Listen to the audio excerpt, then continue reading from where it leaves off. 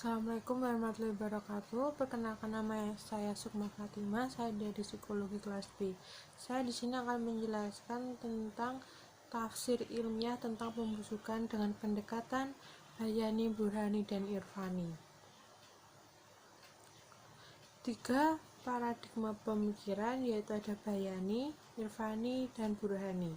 Bayani sendiri adalah paradigma berpikir untuk menekankan otoritas teks yang bersumber dari wahyu, Al-Quran, dan hadis.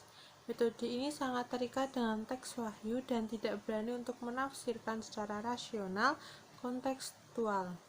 Ajaran agama cenderung dipahami secara tekstual.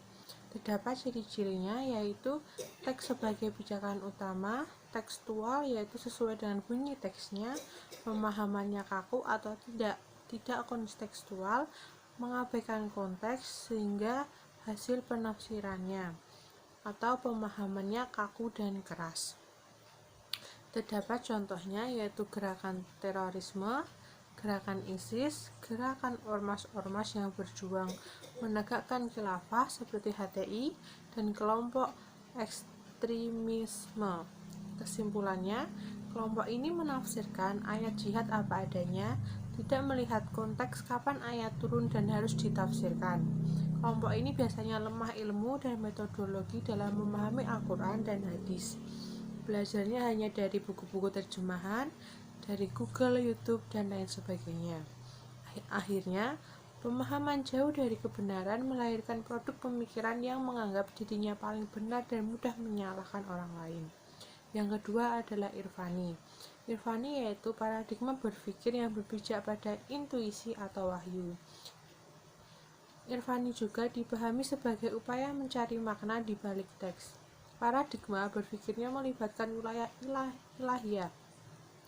Ciri-cirinya banyak mujahadah, banyak berdoa, namun kurang usaha, terlalu pasrah, kurang ikhtiar, dunia dianggap kurang penting, mengabaikan peranan akal. Contoh, pelaku tasawuf, kelompok jauhlah, orang-orang yang berlebihan dalam beribadah, orang-orang yang soleh individual dan tidak soleh secara sosial.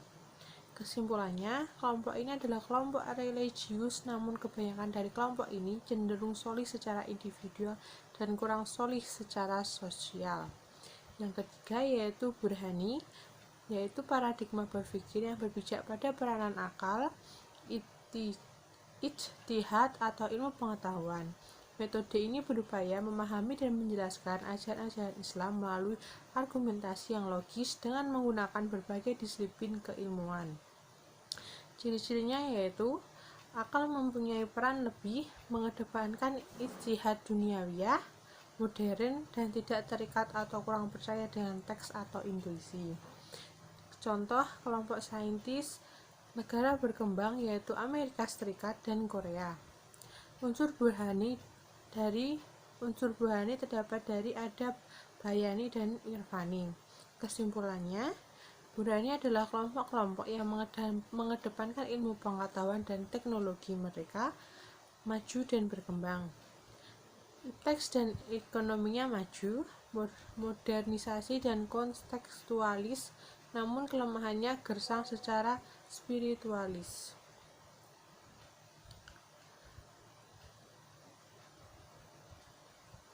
Kalau terlibat Burhani biasa liberal, yaitu kelompok yang tetap mengaku sebagai pemeluk Islam namun tidak bersedia diikat oleh peraturan syariat. Kalau terlalu Bayani nanti bisa radikal, atau kelompok ini adalah kelompok yang melakukan perusahaan fisik atau bisa disebut dengan teroris. Cukup sekian dari saya, kurang lebihnya mohon maaf. Wassalamualaikum warahmatullahi wabarakatuh.